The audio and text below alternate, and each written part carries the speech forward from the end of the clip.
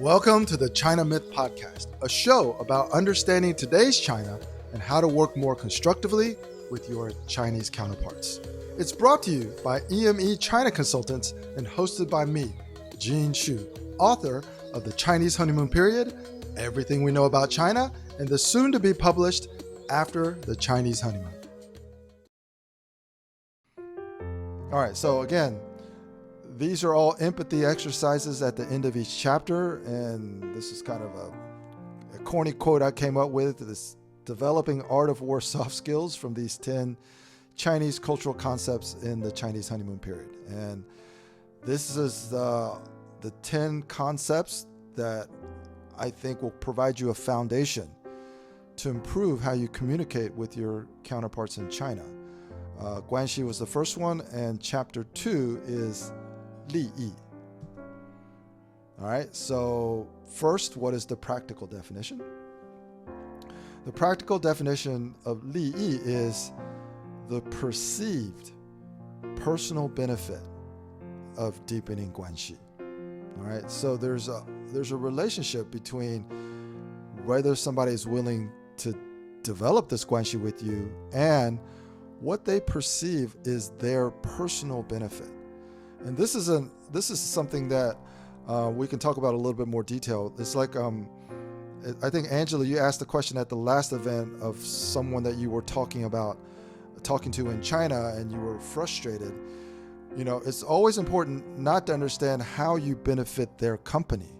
For example, I'm going to give you a big order, or I'm going to give you lower pricing. You really have to consider what is the personal benefit to that particular person that you're talking with. And they may not get any personal benefit if you give them a big order. They're just responsible for taking the order. So having that level of awareness will improve how you're actually able to develop Guanxi with someone who, in Western culture, we think, well, if you represent the company, you'll act as a fiduciary and you'll do what's ethically right for the company. Don't assume that in China. Just assume that they will always be on the lookout for what is their personal benefit of even doing the job that they've been hired to do. And once you have that mindset, then you'll be able to get much more out of the people that are your kind of access points to the things you want to do in China. So we want to talk about personal. All right, so that's 个人 and benefits, 好处, okay? Or 利益. So benefit is also can be translated into 利益. So this is all kind of this different words essentially having similar meanings, but you're gonna have to really, through experience, you understand how to use these in the proper cultural context and when to use them.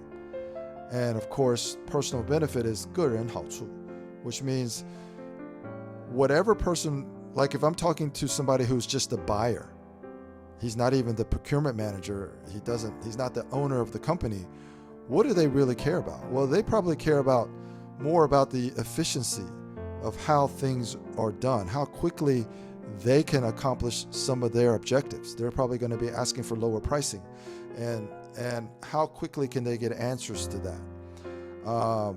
In a different world, they would also might be looking for some kickbacks. But I just want to say that when we talk about corruption in China, the thing that we have to understand is China, what would happen in China 5 years ago, 10 years ago, and 20 years ago, the things that Westerners would perceive as corrupt and unethical activities, money under the table and stuff like that, that is all trending in a more positive direction for China, which means China is moving away from that. It doesn't mean that they've left it, but it just means that it doesn't happen as much anymore. And there's almost no expectation from a Chinese person that their Western counterpart would do something corrupt. That's almost non-existent now. It used to be for Chinese people to do any business with a Westerner, you'd have to find a Chinese intermediary to do the corrupt things that you didn't really understand. That's virtually going away now. So everybody's expectation really needs to be adjusted, especially if you've heard a lot of bad stories about the things that happen in China. Another way to translate personal benefit in Chinese is 对我有利. Okay, this is the question that Chinese people are asking themselves. It's almost like with them. What's in it for me? And the key is not to understand that Chinese people will ethically represent their organizations. They're always looking out what's in it for me. And sometimes what's in it for me isn't something that's corrupt. It's just something else that they value that you may be able to offer. Now, this is also a tricky thing that I wanted to highlight. So when you're negotiating with someone in China, and especially on the geopolitical stage, when you hear our politicians talk to each other and the Chinese premier or Xi Jinping talk about things, Chinese people like to use this term, 双赢 or win-win. And I want to try to put this into context. So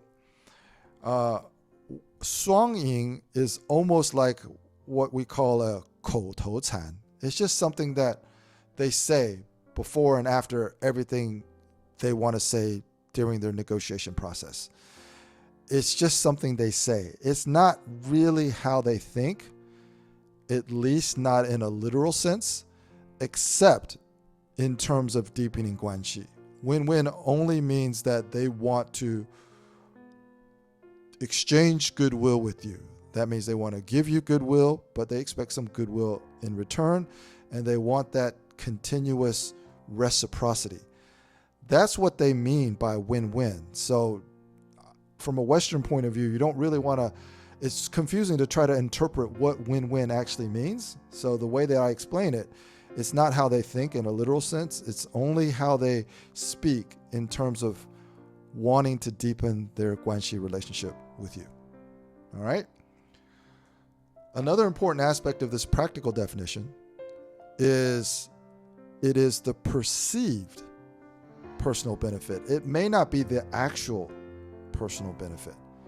And there's a lot of Chinese translations for perceived. It can be 感觉, it can be 自感, it can be 直感, it can be 直觉.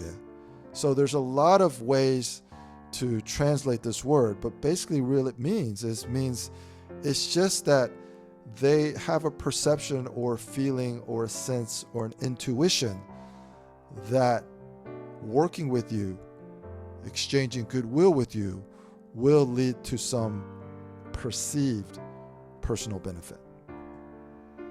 And it's also a very practical thing. So one of the things that people who study Chinese culture and Chinese thinking, they talk about Chinese pragmatism, or Chinese people being 很现实.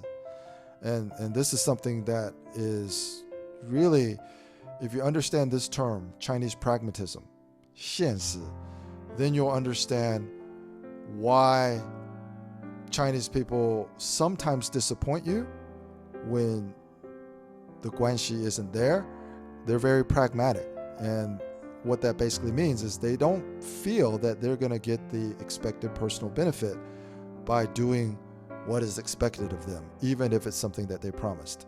And for them, it's just very pragmatic. It's 很现实. All right, so the empathy exercises, Lìyì is the perceived personal benefit of deepening Guanxi. Let's say, when you consider the pros and cons of any decision, how much weight do you give to the personal benefits you would receive? So I'm just gonna go through this really quickly so we'll have a little bit more room for discussion.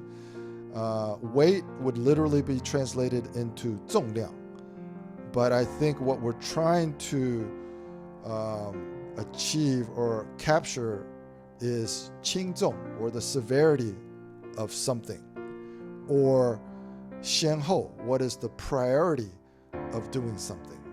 And that's what we mean by weight. We're not meaning literal weight as in 重量. We're meaning the severity of something or the priority of something. All right, so Guanxi is based on the continuous exchange of goodwill. Goodwill can be translated into many things. The main one is probably 诚意跟好处. And it's based on giving face. A lot of times the goodwill that Chinese people expect is just to be given face, and that's all they need. They don't need a 红包 or something corrupt. They just need to be given the respect that will give them face or 给面子. That's really all they expect in many cases. And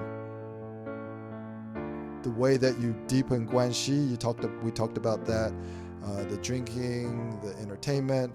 In Chinese, it's translated as 社交. All right. So I'm going to wrap this up real quick, and then we'll just open up for discussion. So all of this is in the book, The Chinese Honeymoon Period. I want everybody to know that I'm writing my next book, which is called After the Chinese Honeymoon.